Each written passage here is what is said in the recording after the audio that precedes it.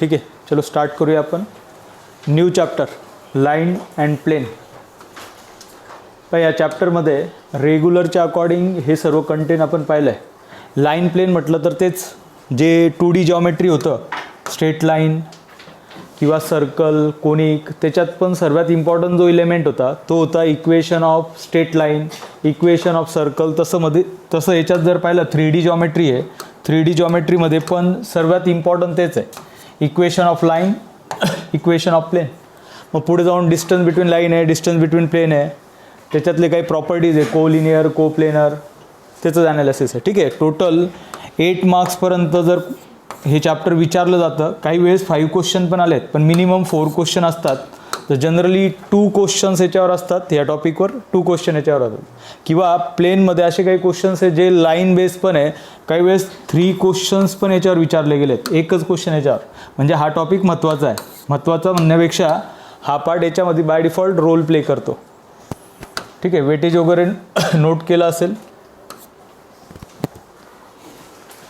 तर काही कॉन्सेप्ट आहे फक्त बेसिक लेवलच्या, जे ऑलरेडी आपण बोर्डच्या अकॉर्डिंग पाहिलं होतं, ते फक्त पाहून घ्या म्हणजे ॲनालिसिस करता येईल. सो फर्स्ट हे सर्व 3D जॉमेट्रीच्या अकॉर्डिंग आहे. 3D जॉमेट्री म्हटलं तर लाईन, XY Z ॲक्सिस.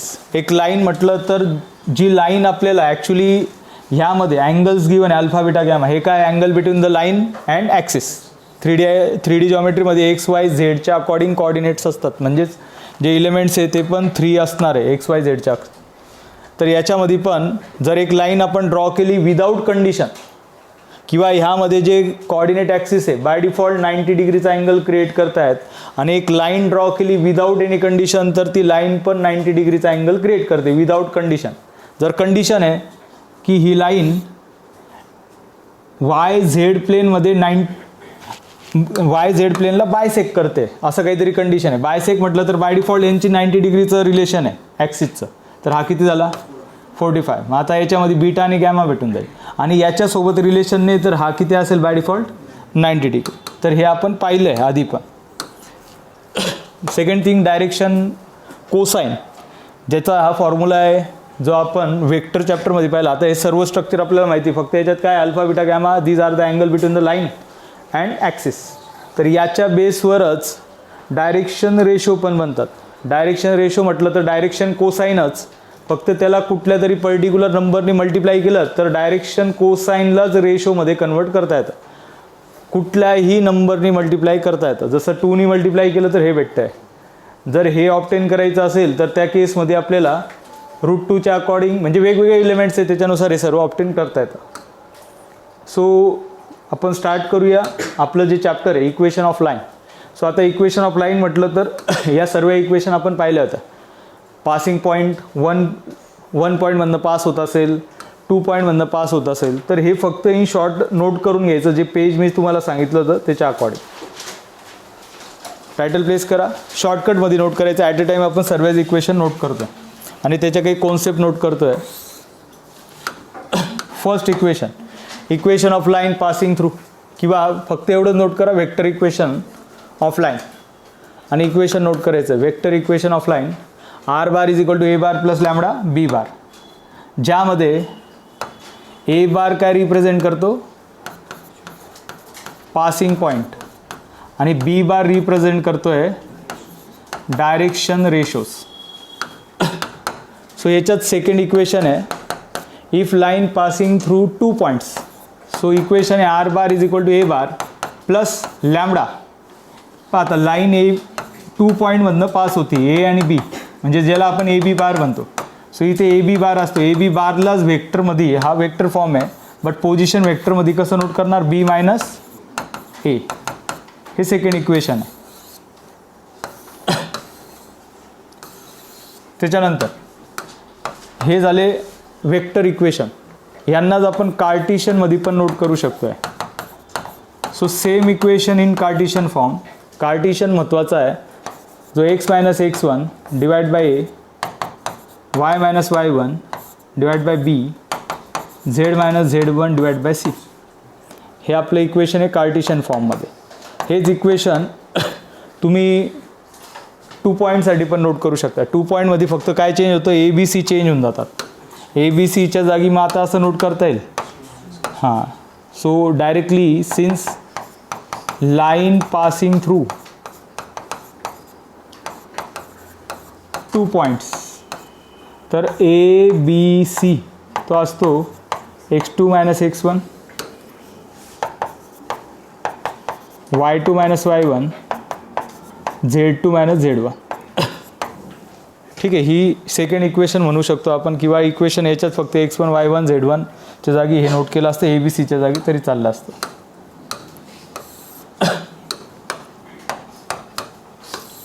हे स्ट्रक्चर झालं. अजून काही सपोर्टिंग कॉन्सेप्ट लागणार आहेत. कॉन्सेप्टमध्ये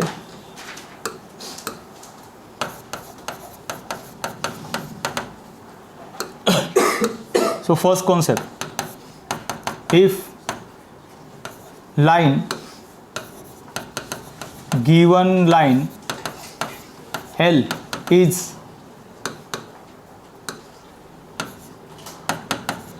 perpendicular to two lines, जर 2 लाईन्सला ती परपेंडिक्युलर असेल तर आपला जो डायरेक्शन रेशो, आता पहा याच्यात मी शॉर्टकट नोट करतोय, B बार म्हणजे रिक्वायर्ड लाईनचे डायरेक्शन रेशोज जर तुम्हाला फाइंड करायचं आहे तर हे जे 2 लाईन्स आहे त्यांना क्रॉस मल्टिप्लायनी ते ऑब्टेन करता येतात. क्रॉस मल्टिप्लाय म्हणजे वेक्टर, वेक्टर म्हटलं तर डिटर्मिनंट्स, IJKच्या फॉर्मॅटमध्ये डिटर्मिनंट यूज करतो आपण. त्याच्यानंतर पॅरललची कॉन्सेप्ट काय नोट करत नाही, पॅरलल म्हटलं तर सेमच राहतात. त्याच्यानंतर एक बेसिक रूल आहे, if 2 lines are perpendicular to each other, जर 2 लाईन्स परपेंडिक्युलर असतील तर त्यांच्या डायरेक्शन रेशोचा डॉट प्रोडक्ट 0 असतो. हे आपण व्हेक्टरमध्ये पाहिलं, फक्त याच्यात आता डायरेक्शन रेशो असं नोट करणार, A1 A2, B1 B2, C1 + C2 multiply by C2, याचा आन्सर काय असतं 0. हे स्ट्रक्चर बऱ्याच वेळेस आपल्याला यूज करावं लागणार आहे. काय ते, if 2 lines are perpendicular, unknown term वगैरे पण फाइंड करता येते. Third, if 2 lines are parallel to each other, are parallel to each other, तर पॅरलल म्हटलं तर कोलिनियरची कॉन्सेप्ट जी वेक्टरची स्टार्टिंग होती, कोलिनियर म्हटलं तर तुम्हाला आठवत असेल महत्त्वाचा एक फॉर्म्युला होता की त्यांच्या डायरेक्शन रेशोचा, ॲक्च्युली डायरेक्शन रेशोचा रेशो हा सेम असतो.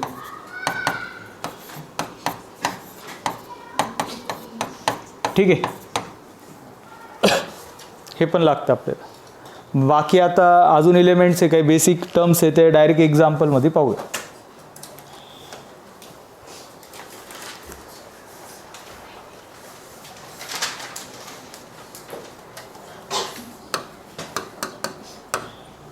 त्याचा काही रोल नाही.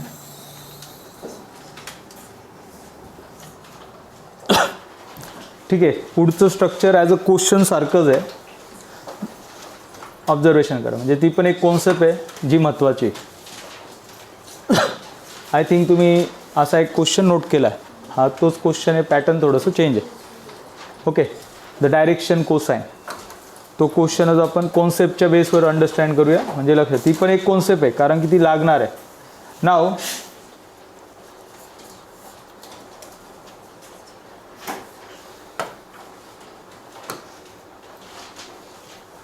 ऑब्झर्वेशन करा,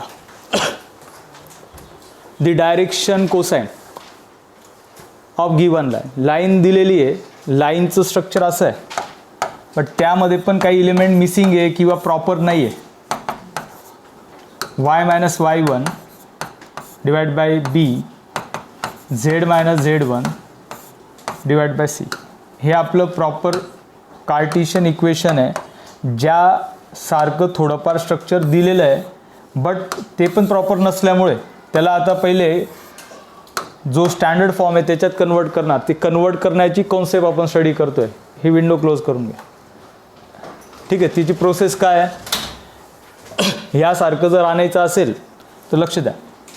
एक्स प्लस 2 डिवाइड बाय 2 हे आहे. याच्यात आपल्याला पासिंग पॉईंट आणि डायरेक्शन रेशो भेटू शकतात. पासिंग पॉईंट काय, x1 काय असेल याच्यामध्ये, 2 की -2, -2.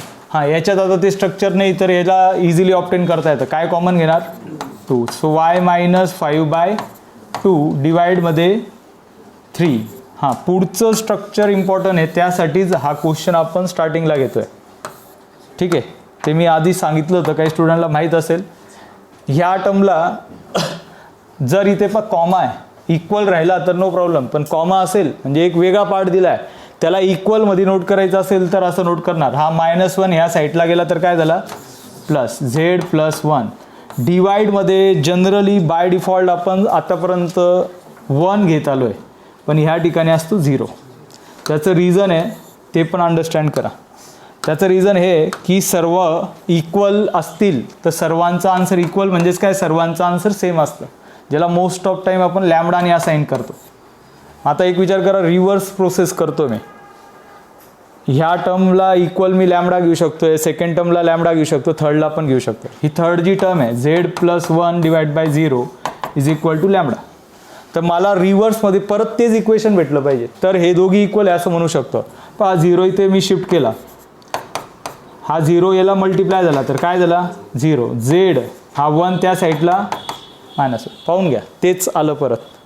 मग रिव्हर्स प्रोसेस मी इथे नोट केली, म्हणजे बाय डिफॉल्ट जर तुम्ही बाय मिस्टेक इथे 1 घेतला असता तर काय प्रॉब्लेम झाला असता. हा 1 इथे मल्टिप्लाय झाला तर इथे काय, हां, मग आता आन्सर काय आलं असतं, प्लस लॅम्बडा आहे का तिथे. हां, म्हणजे हे मॅच पण झालं पाहिजे. तर लक्षात असू द्या, हे का पॉसिबल आहे, असं रेशो असल्यामुळे असं पॉसिबल आहे. जनरली बाय डिफॉल्ट डिवाइडमध्ये 0 कधीच येत नाही, पण रेशोमध्ये 0 येतो. ओके,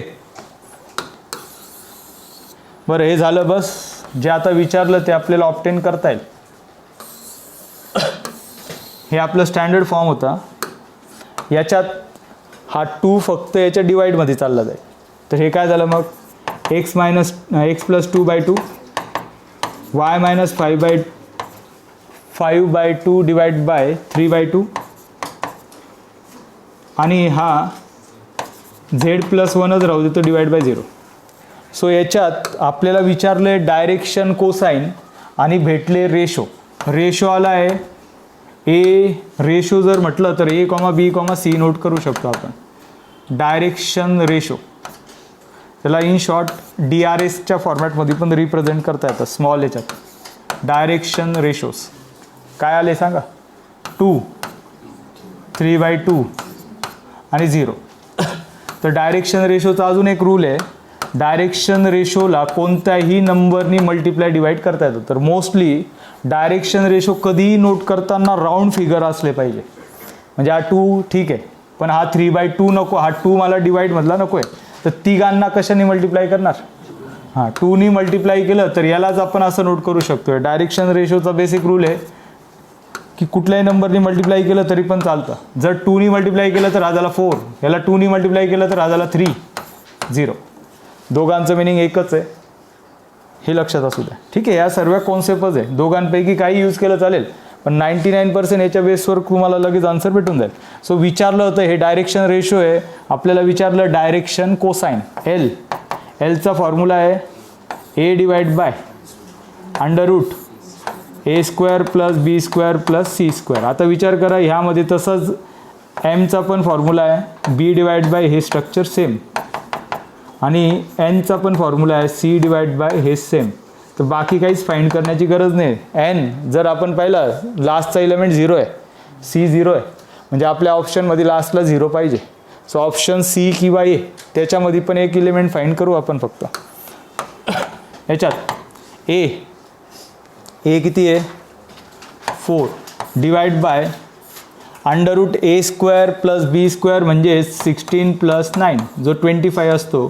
सो आन्सर आहे 4/5. ठीक आहे, एकच ऑप्शन मॅच करता. आता प्लस मायनस का दिलेत, जर मी मायनसनी मल्टिप्लाय केलं असतं तर यालाच मी -4 -3 पण नोट करू शकतो आहे, आणि ज्यावेळेस स्क्वेअरिंग होईल तर ते प्लसच होऊन जातील, पण इथे मायनस पण आन्सर येऊ शकतं. रेशो वेगवेगळ्या फॉर्मॅटमध्ये येऊ शकतात. तर ही कॉन्सेप्ट क्लिअर आहे. हे स्ट्रक्चर हे बऱ्याच वेळेस वेगवेगळ्या फॉर्मॅटमध्ये दिसू शकतं. नाव नेक्स्ट, हे पॅटर्न आता इक्वेशन देताना असं असेल तर याच्या बेसवर आता वेगवेगळे खूप ऑप्शन आहे, म्हणजे वेगवेगळे भरपूर आपल्याला पॅरामीटर फाइंड करता येतात त्याच्या बेसवर. जसं आता एक बेसिक क्वेश्चन आहे, आजचं जे लेक्चर आहे ते ह्या चॅप्टरचं एक जस्ट लाईक इंट्रोडक्शन टाईप आहे. माहीत झालं तर मग मेन जे क्वेश्चन आहे ते सॉल्व्ह करता येईल. जसं आता हा क्वेश्चन आहे, फक्त क्वेश्चन नोट करा आणि डायरेक्ट आन्सर नोट करणार. आणि क्वेश्चन आय थिंक तोच आहे जो आधी होता, म्हणजे इक्वेशन तेच आहे कार्टिशियनमधला. सो इक्वेशन सेम असल्यामुळे आपल्याला डायरेक्ट व्हेक्टर इक्वेशन नोट करता येईल. विचारलं त्यांनी व्हेक्टर इक्वेशन होतं, तर आता मी डायरेक्ट त्याचा फॉर्म नोट करतो. x+3/2. इथे 2 डिवाइड केला होता आपण, तर y - 3/2 डिवाइड बाय 5/2. ठीक आहे, डायरेक्ट नोट केलं आहे. आणि हे स्ट्रक्चर आहे z+1 डिवाइड बाय 0. हे झालं आपलं main equation. So passing point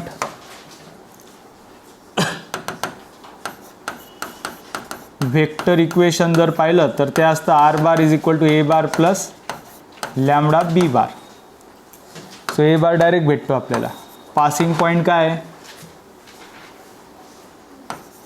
3 आहे ना. पास कुठनं झालं ते -3 I plus 3/2 J minus K. हा पॉईंट फिक्स राहील. पासिंग पॉईंटमध्ये चेंजेस होणार नाही, फक्त डायरेक्शन रेशो वेगळा भेटू शकतोय. हां, इथे आय थिंक थोडंफार नंबर चेंज आहे, बट डायरेक्शन रेशोज काय आले ते 2, 5/2, 0. यालाच और काय नोट करता येईल पाहिजे तर यालाच आपण असं पण नोट करू शकतोय 4, 5, 0. दोघांपैकी काही असू शकतं, पण हा पासिंग पॉईंट चेंज नाही होणार. जे असेल त्याच्यात चेंजेस करता नाही येणार. तर आता प्लस लॅम्बडा b बारमध्ये हे यूज झालेलं आहे 4i plus 5j plus 0. So option A, B. हां, हे चेंज नाही होणार, लक्षात राहू द्या. हां, याच्यात असं होऊ शकतं, याला मी मायनस पण घेऊ शकतो.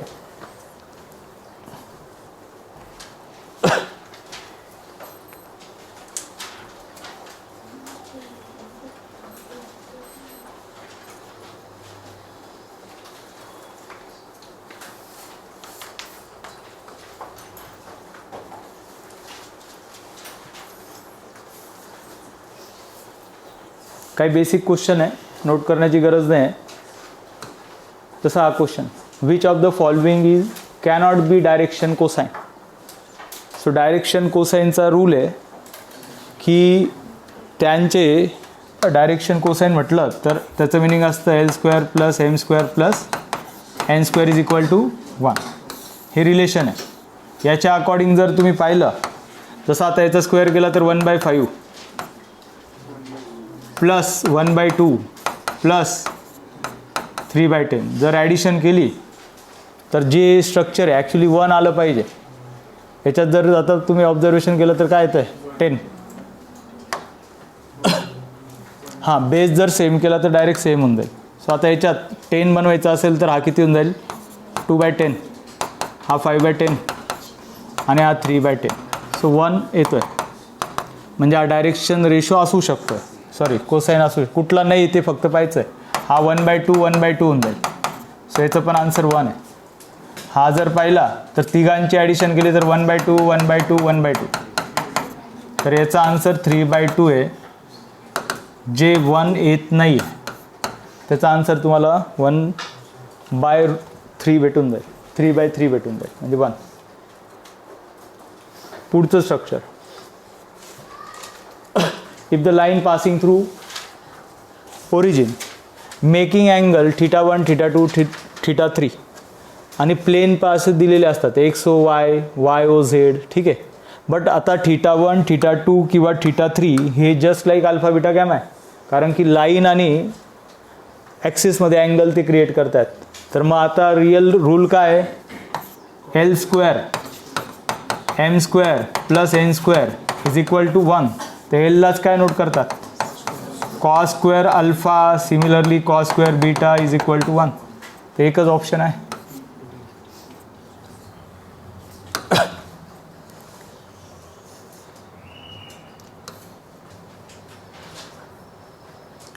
क्वेश्चन नोट करा.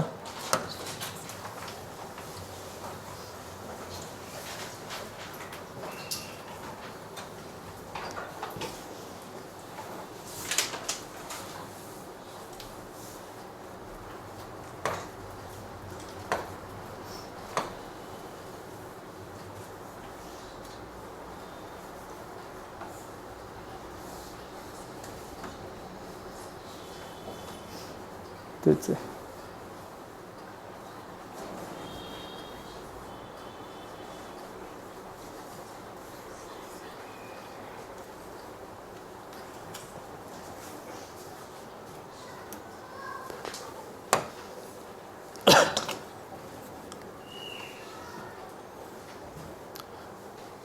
The equation of line passing through 1 to 3 and perpendicular to these two lines. So आपली लाईन ह्या पॉईंटमधनं पास होती तर पासिंग पॉईंट हाच असतो. सो इथे 1 2 3 पाहिजे, इथे नाही आहे, इथे थोडंसं अपोजिट केलं त्यांनी, इथे पण नाही आहे, इथे आहे 1 2 3 किंवा इथे पण आहे. सी आणि डीमध्ये चान्सेस आहे, पण ते पण डिपेंड करतं डायरेक्शन रेशो.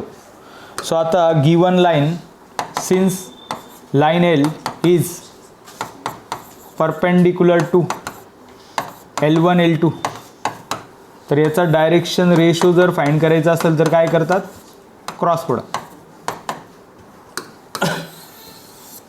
सॉल्व करा. So vector B is equal to direction ratio of given two lines. So आता डायरेक्शन रेशो पण नोट करताना त्याचं फॉर्मॅट, स्टँडर्ड फॉर्मॅट चेक केला पाहिजे. काही वेळेस अपोजिट पण दिलेलं राहतं. आता हे राईट आहे, हे पण राईट आहे, हे पण आहे, बट समजून घ्या फॉर एक्झाम्पल इथे 1 - x राहिला असता, चालेल का, जर राहिला असता तर नाही, म्हणजे ते चेंज करून घेणं गरजेचं आहे. आता याच्यात काही प्रॉब्लेम नाही. डायरेक्शन रेशो काय 1 2 4 I J K 1 2 4. पुढचं स्ट्रक्चर आहे 2 2 1 आहे 2 2 1. आता याच्यात विचार करा, हे इक्वेशन कॉमा कोलनमध्ये दिलेलं राहिलं असतं तर त्याला कन्वर्ट करून नोट करावं लागलं असतं. आता याच्यात म्हणजे असे चेंजेस होणार आहे तुमच्या एक्झाममध्ये, बाकी सर्व सारखंच आहे.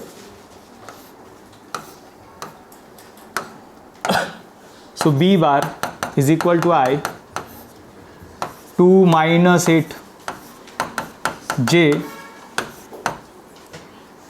1 - 8 K 2 - 4. So B bar is equal to -6I -7 झाला प्लस 7J आणि -2K. ठीक आहे. तर डायरेक्शन रेशोस आलेत एकतर -6 7 - 2 और 6 - 7 2. दोघांपैकी काहीतरी असलं पाहिजे. पासिंग पॉईंट फिक्स आहे, दोघांमध्ये आपण चेक करतोय. 6 - 7 2 मॅच करतोय. किंवा तुम्ही जर पाहिलं, आता हा क्वेश्चन त्यांनी एक मिस्टेक केलेली आहे ऑप्शनमध्ये. ऑप्शन ए पण मॅच करत आहे.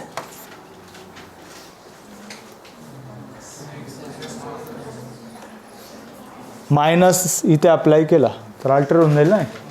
हां ठीक आहे, असं तुमच्या एक्झाममध्ये होणार नाही, पण लक्षात राहू द्या.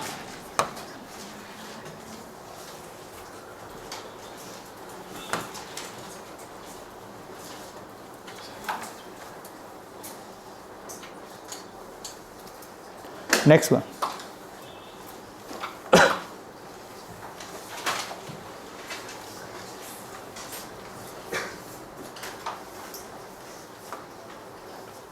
पण ह्यासारखा क्वेश्चन, फक्त आता सारखे क्वेश्चन असतील तर मी स्ट्रक्चर दाखवून देतोय.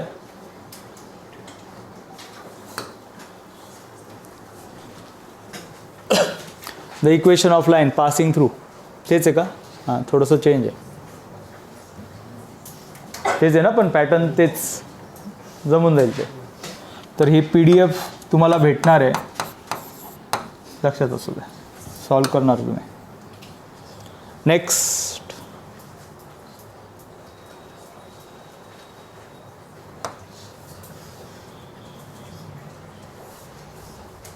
हे पण तेच आहे,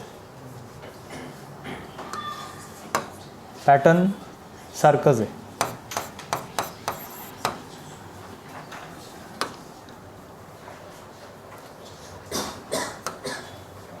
नेक्स्ट,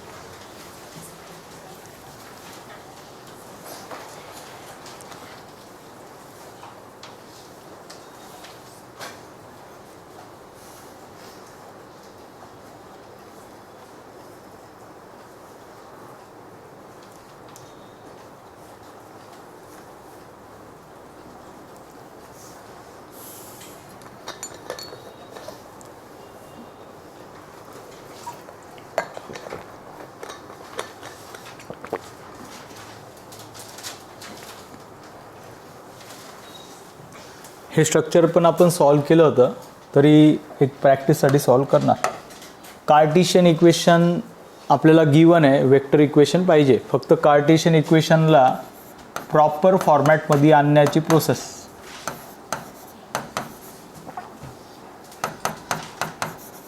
आपल्याला असं स्ट्रक्चर ऑब्टेन करायचं आहे, म्हणजेच त्याच्या थ्रू तुम्हाला जे पाहिजे ते ऑब्टेन करता येईल. y - y1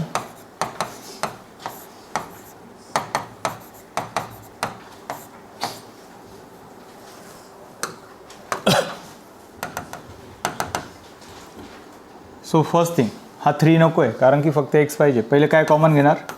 3. So x + 1/3. याच्यात 6 नको आहे, आणि ह्यामध्ये अपोजिट पाहिजे. So -1 common. स्ट्रक्चर ते आपण ऑब्टेन करतोय. आता हा 3 लाच आपण डिवाइडमध्ये असं नोट करू शकतो, x + 1/3 / 1/3. y -2/6 म्हटलं तर 1/3 / 1/6, आणि हे z -1 / -1. सो हे झालं कन्वर्जन.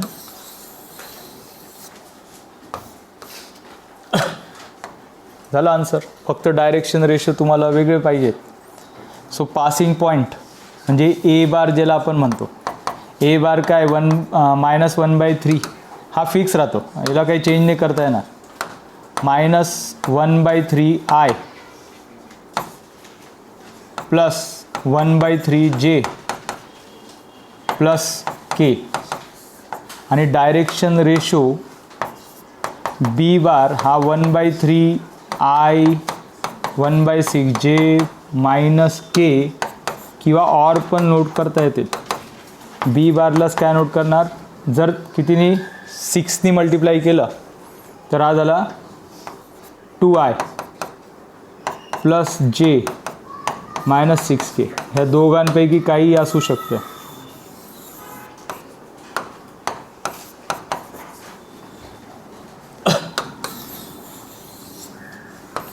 हेच आहे आपलं रिक्वायर्ड वेक्टर इक्वेशन मधील लागणारे एलिमेंट. डायरेक्ट नोट केलं असतं तरी पण चाललं असतं. R bar = A bar plus lambda B बार. ठीक आहे, मॅच होतं ना. पण जो काही स्टुडंट आहे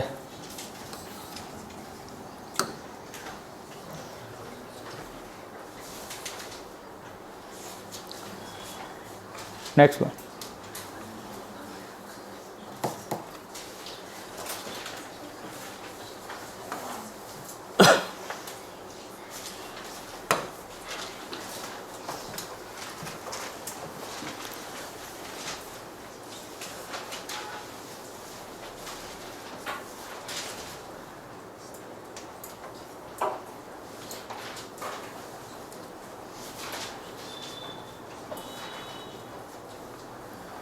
युनिट वेक्टर विचारला आहे, म्हणजे जो काय तुम्ही आता वेक्टर फाइंड करणार, समजून घ्या एन फाइंड केला, तर एनचा युनिट वेक्टर तो असतो position vector divide by it's magnitude. हा युनिट वेक्टर.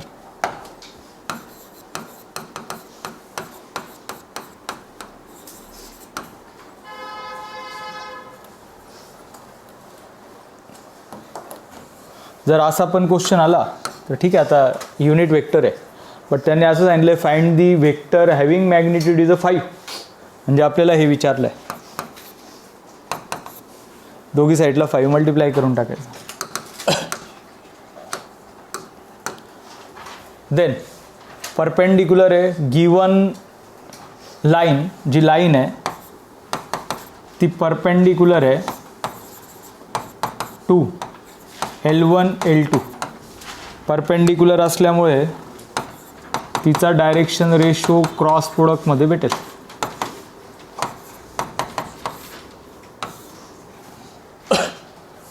लाईनचं स्ट्रक्चर पाहून घ्या. राईट आहे 3 to 1, 3 1 2, 1 2 3.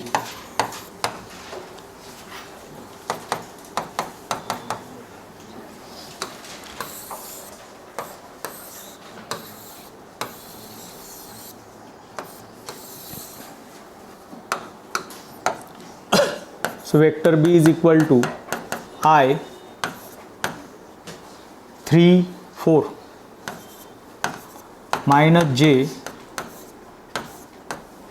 9 2 K 6 1. So vector B is equal to minus I plus 7 हा झाला minus 7J आणि 5 K. एक तर हे असेल किंवा or I 7J minus 5K. दोघांपैकी काही असू शकतं. 1 minus 7. ठीक आहे, जनरली याच्या बेसवरच दिलेलं आहे. बस आता याला स्क्वेअर रूटमध्ये प्लेस करून टाकायचं. तर 49 प्लस 25 प्लस 1 म्हणजे 75. 5√3 आहेच, म्हणजे ऑप्शन हे ॲज इट इज कुठे आहे बी.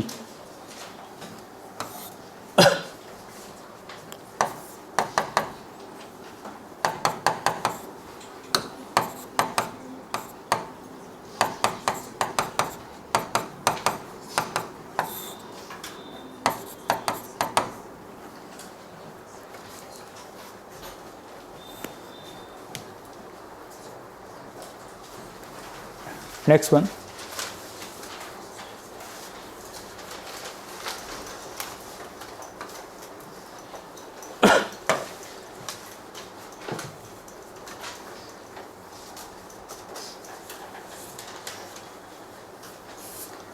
त्याच्या आधी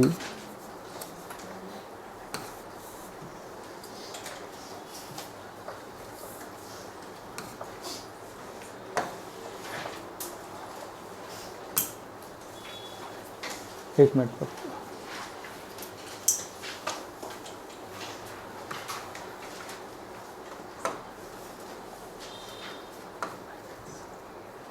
ठीक आहे, हा क्वेश्चन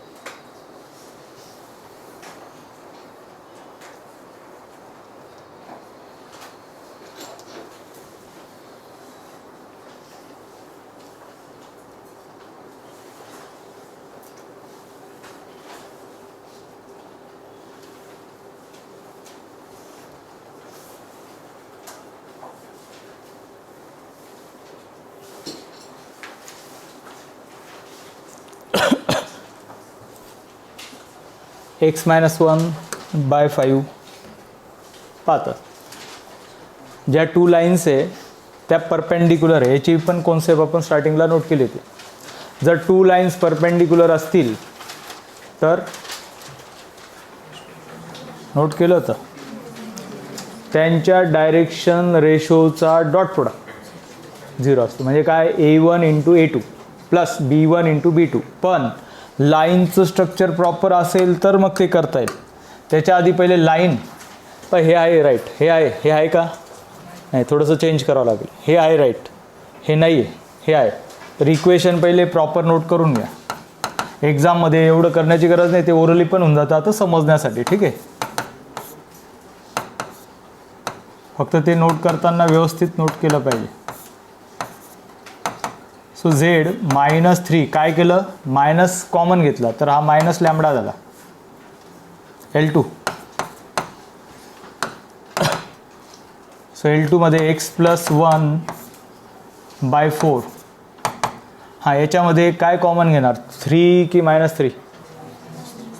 आपल्याला y पण पॉझिटिव्ह पाहिजे ना, तर काय -3 कॉमन, तर y -1/3 असेल. आता डिवाइडमध्ये 15, बाकी same.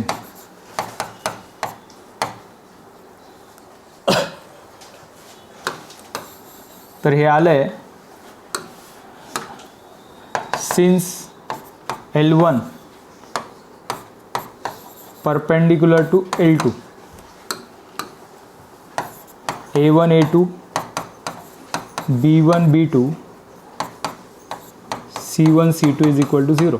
Direction dot product of direction ratio are 0. So आता नोट करताना 5 हे दोघी मल्टिप्लाय होत आहेत. आता डायरेक्ट नोट करतो आपण. 5 × 4 प्लस 3 × हां, आता 3 × हा काय असेल ते सांगा. हे स्ट्रक्चर काय आहे, y -1/3 डिवाइड बाय 15/-3 म्हणजेच किती झालं, -5. तर हा -5. बाकी पुढचं same, minus lambda multiply by 1. So 20 - 15 - lambda is equal to 0. So 5 is equal to lambda.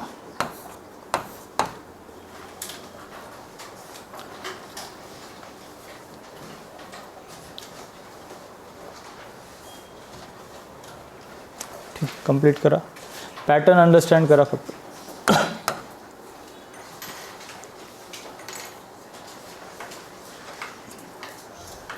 पुढचा क्वेश्चन सारखाच आहे. ठीक आहे, फक्त नंबर्स वगैरे चेंजेस आहे. हा पण सेम आहे. त्या पुढचा पॅरललचा आहे, बट त्याच्या आधी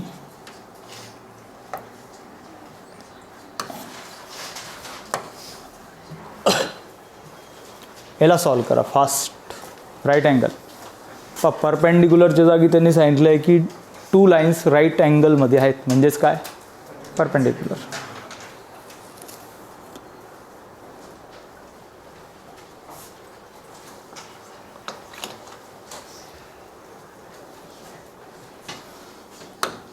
equation x -1 divide by -3. 7 common घेतला, y -2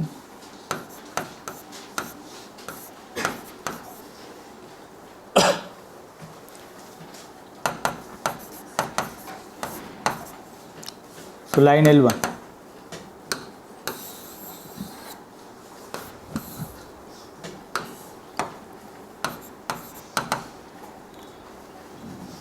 -7 कॉमन.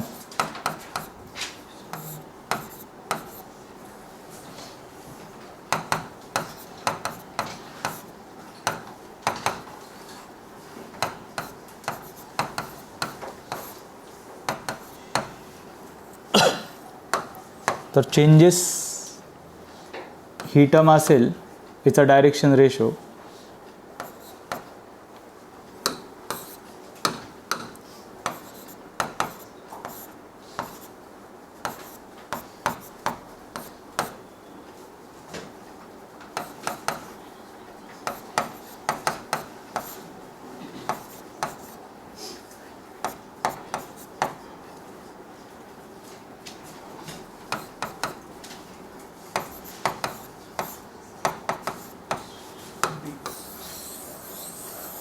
सॉल्व करून टाका.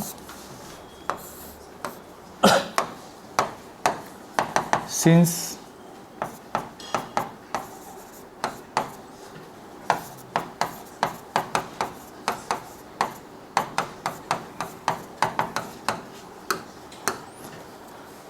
सो मल्टिप्लिकेशन -3 इंटू दिस. ठीक आहे, आता डायरेक्ट मल्टिप्लाय केलं तर हा -9 लॅम्बडा डिवाइड बाय -7. हे 2 lambda 7 multiply by 1. So 2 lambda by 7 plus 2 multiply by 5. हां -5. सो -10. पण दोघांचं पहिली गोष्ट हे मायनस मायनस कॅन्सल झाले, म्हणजे आता हा 11 लॅम्बडा बाय 7 आणि हा डायरेक्ट -10चा त्या साईडला +10. हा झाला 70 डिवाइड बाय 11.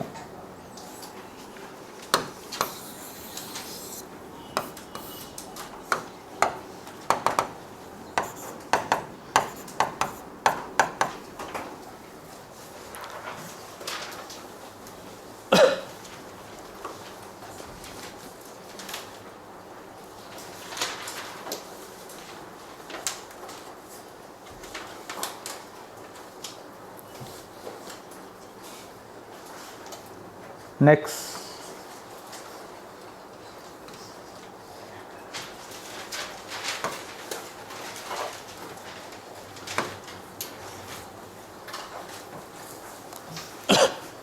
जर 2 लाईन्स पॅरलल असतील,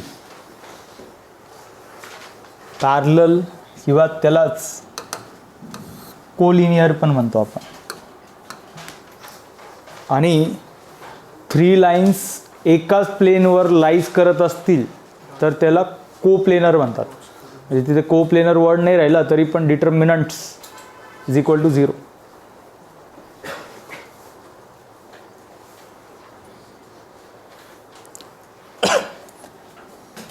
स्ट्रक्चर राईट आहे म्हणून since line L1 parallel to L2, so दोघांच्या डायरेक्शन रेशोचा रेशो सेम.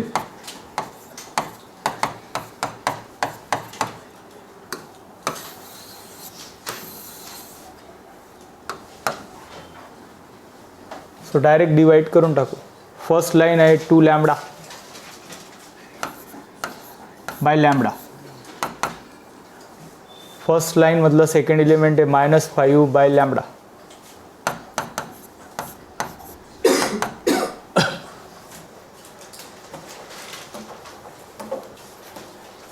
थर्ड आहे 2 डिवाइड बाय 1. ठीक आहे, 2 डिवाइड बाय 1. पण जनरली इलेमेंट इक्वल आहेत, म्हणजे इक्वल राहिलाच पाहिजे ते. हा जसा 2 आहे तर हा पण 2च आहे. तर आपल्याला एक इलेमेंट फाइंड करायचं आहे, कुठलं तरी एक स्ट्रक्चर घेऊ. -5 lambda is equal to 2. So -5 by 2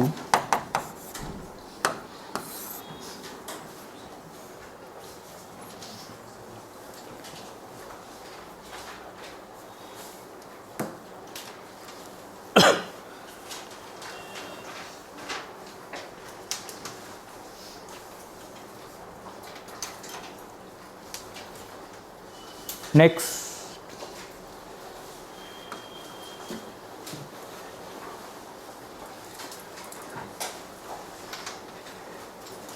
हे आता काही क्वेश्चन सारखे आहेत, ते प्रॅक्टिससाठी फक्त भेटून जातील. हे इक्वेशन आत्ता जे आपण कन्वर्ट केलं होतं x - 1 2y + 3, ठीक आहे ना, हे जमून जाईल.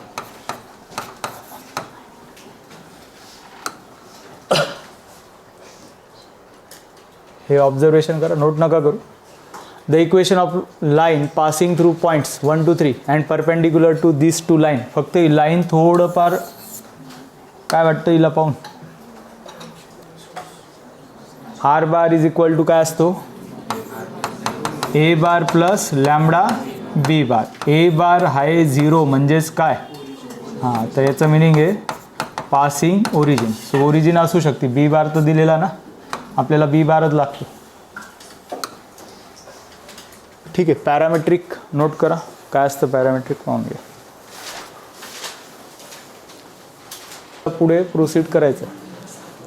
चला शॉर्टकटमध्येच दाखवतोय, डोंट वरी.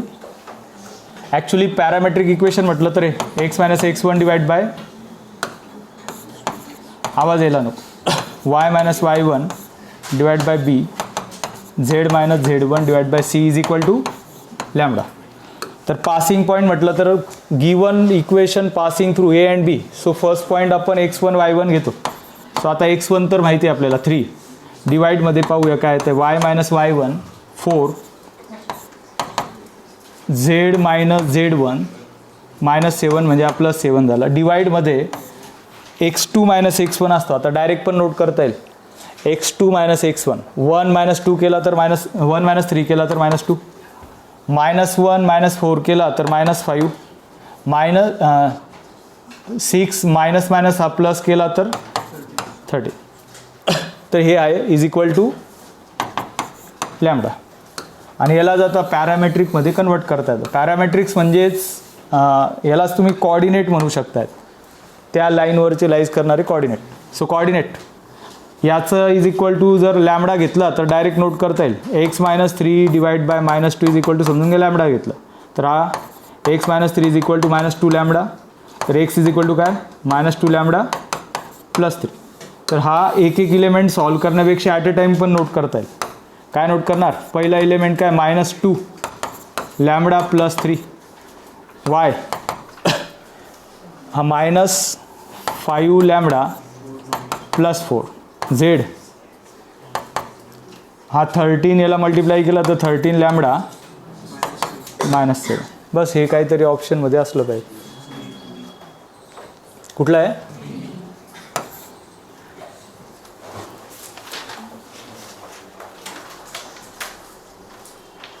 तर ह्यासारखा हाही क्वेश्चन होता जो प्रॅक्टिस करताय. पुढचा क्वेश्चन नोट करा.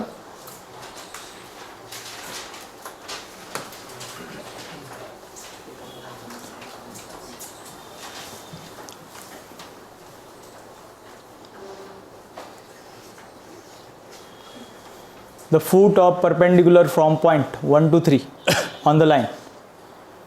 सो फूट ऑफ परपेंडिक्युलर म्हटलं तर त्यालाच तुम्ही कोऑर्डिनेट म्हणू शकतायत, पॅरामेट्रिक्स पॉईंट इक्वेशनचे पॉईंट म्हणू शकतायत. ते ओपन करून घ्या.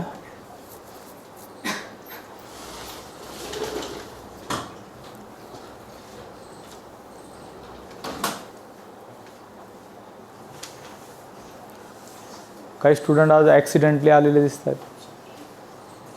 Mister Shah,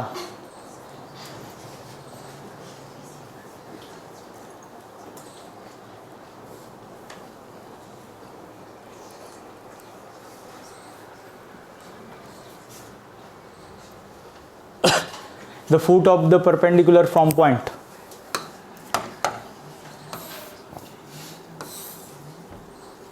So foot of perpendicular, तर हा फूट त्याचे आपल्याला पॉईंट्स पाहिजे X Y Z, drawn from 1 to 3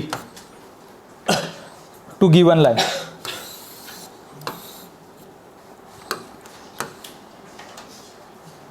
पण ठीक आहे, आता ह्या लाईनचं इक्वेशन हे आहे. ह्या लाईनवर फूट ऑफ परपेंडिक्युलर ह्या पॉईंटपासून ड्रॉ केला आहे, त्याचे कोऑर्डिनेट पाहिजेत. तर फक्त एक काम करायचं, ही जी लाईन आहे तिला कार्टिशियनमध्ये नोट करायचं. ही लाईन मी आता दाखवली आहे, तिला जर डायरेक्ट कार्टिशियन नोट करायचं असेल तर एक्स मायनस x1 सांगा पासिंग पॉईंट काय 6 डिवाइड बाय असेल y minus y1 7, z minus z1 7, डिवाइडमध्ये डायरेक्शन रेशो काय 3 2 minus 2, 3 2 minus 2.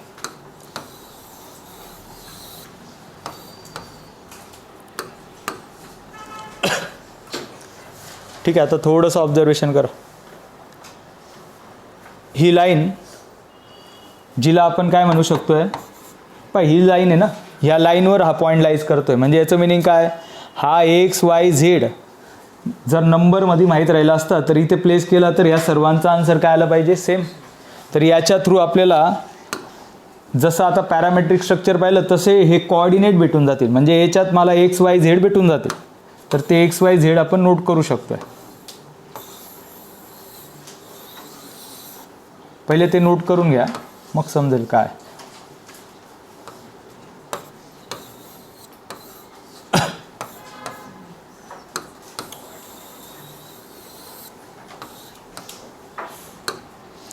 So coordinate note करतो आपण. Coordinate M X is equal to direct note केलं तर हा 3 लॅम्बडा -6 त्या साईडला +6 एक झाला. Y is equal to 2 lambda -7 त्या साईडला +7 आणि हा -2 जर मल्टिप्लाय केला तर Z is equal to -2 lambda +7. तर हे आहे त्याचा आन्सर, हेच आहे ते कोऑर्डिनेट.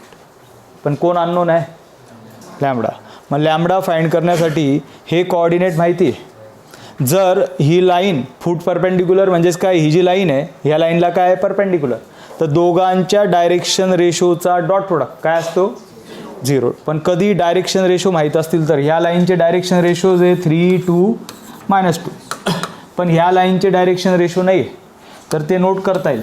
तर याच्यात आपण नोटेशन यूज करू म्हणजे लक्षात येईल. तर हा असं समजून घ्या पॉईंट पी आहे. तर direction ratio of line P M. So P एमचे डायरेक्शन रेशो फाइंड करायचा असेल तर x2 - x1 y2 - y1 z2 - z1. जर लाईन पासिंग 2 पॉईंट्स असतील तर डायरेक्ट नोट करता येतं. तर हे तुम्हाला आठवत असेल, हे आपण प्रोसेस केलेली रेग्युलरमध्ये. पण सांगा 2 पॉईंट्स x -1, तर x म्हणजे कोण आहे 3 लॅम्बडा +6 -1. पहा डायरेक्ट नोट केला असतं तर 5 डायरेक्ट नोट करता येईल, पण समजण्यासाठी मी नोट करतोय. सेकंड y मायनस म्हणजेच काय 2 लॅम्बडा +7 -2 आणि थर्ड -2 लॅम्बडा +7 -3. ठीक आहे. सो याच्यातच ही झाली प्रोसेस. यांनाच जर आपण राऊंड फिगर नोट केलं तर असं दिसतील. हे काय 3 लॅम्बडा +5 2 लॅम्बडा +5 आणि -2 lambda +4.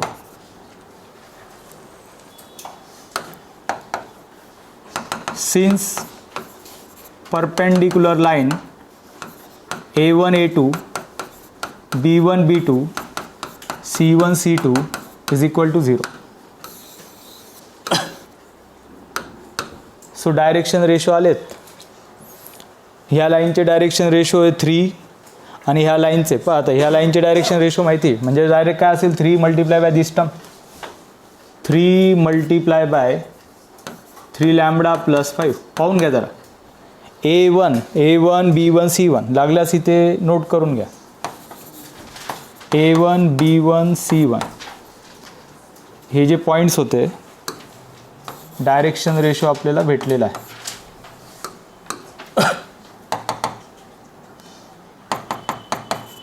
Three 2 -2.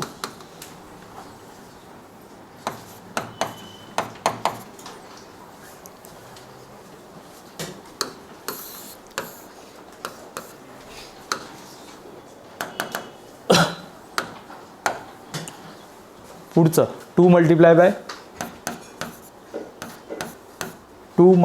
Bye 2 lambda +7 +5 and -2 multiply bye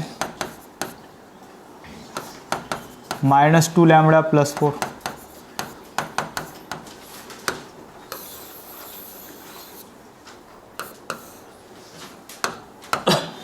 याच्यात फक्त लॅम्बडा अननोन आहे, तो फाइंड झाला पाहिजे.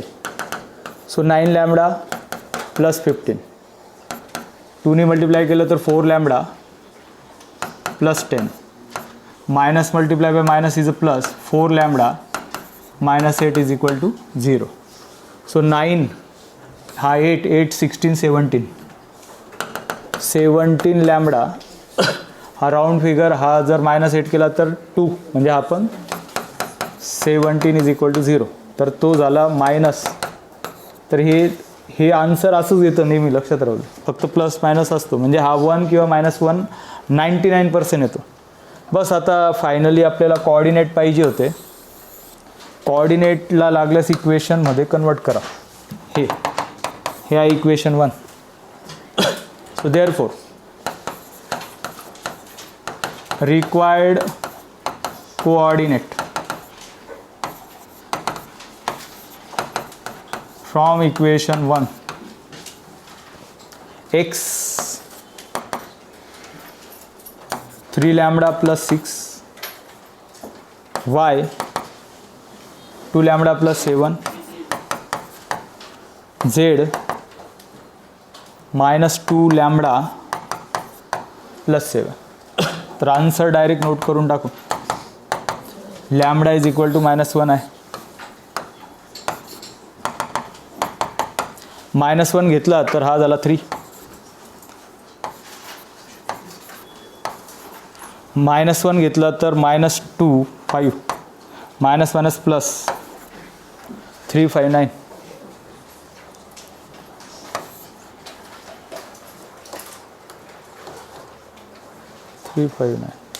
अजून काही शॉर्टकट ऑप्शन? हां, तेच ऑप्शन पुट केलं असतं तर ऑप्शन कशात पुट करणार, याच्यात बस, तरी पण चाललं असतं. ठीक आहे, पुट ऑप्शन.